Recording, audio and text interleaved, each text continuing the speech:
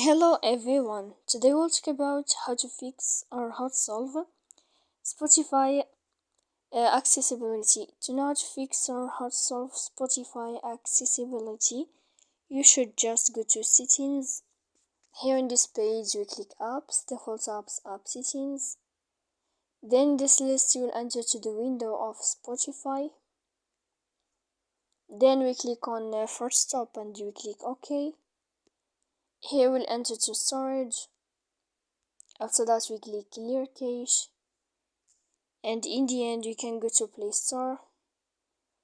You will go to click here and install, and you will wait a moment to install again your app. So please don't forget to support us by like and subscribe. See you next time in another video, and thank you for your attention and your watching.